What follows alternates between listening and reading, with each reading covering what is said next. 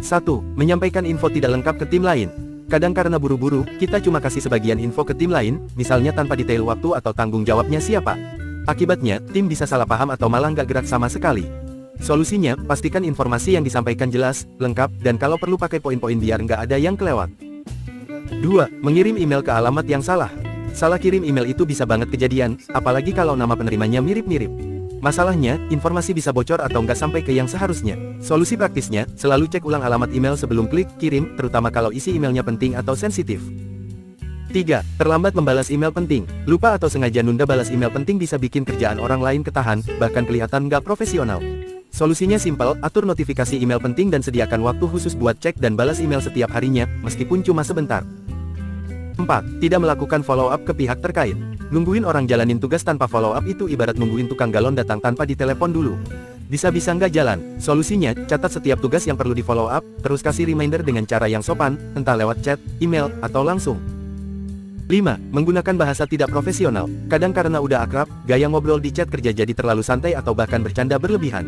Tapi ini bisa dianggap nggak sopan atau nggak serius. Solusinya, tetap gunakan bahasa yang sopan dan jelas, terutama di komunikasi resmi atau dengan atasan. 6. Tidak melakukan konfirmasi atas permintaan kerja. Kalau cuma terima tugas lewat chat atau lisan tanpa bilang oke atau diproses ya Pak Bu, bisa-bisa atasan mikir kita nggak nangkep. Dampaknya, bisa kena tegur padahal sebenarnya udah dikerjakan. Solusinya, biasakan kasih konfirmasi singkat setiap ada tugas masuk.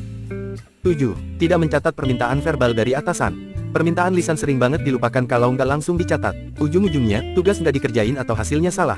Solusinya, langsung catat di notes, HP, atau sistem tas setelah diberi instruksi, dan ulangi konfirmasi ke atasan biar nggak salah tangkap. 8. Membocorkan info internal ke pihak luar.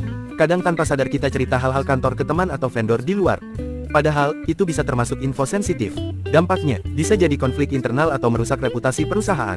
Solusinya, pahami mana info yang boleh dibagikan dan mana yang harus dijaga, dan kalau ragu, lebih baik simpan aja. 9. Salah menginformasikan jadwal meeting. Ngasih info jadwal yang salah bisa bikin orang datang telat, atau malah nggak datang sama sekali. Ini ganggu kelancaran rapat. Solusinya, konfirmasi dulu ke penyelenggara sebelum sebar info, dan tulis tanggal jam lokasi dengan format jelas. Contoh, Senin, tanggal 27 Mei jam 10 waktu Indonesia Barat, ruang rapat A. 10. Tidak menyampaikan revisi SOP kepada tim. Kalau ada SOP baru tapi nggak disampaikan ke tim, ya mereka tetap jalan pakai cara lama. Ini bisa bikin kerjaan nggak sesuai standar. Solusinya, tiap kali ada revisi SOP, langsung share ke grup, email, atau bahkan buat sesi briefing singkat supaya semua paham dan nggak ada yang ketinggalan.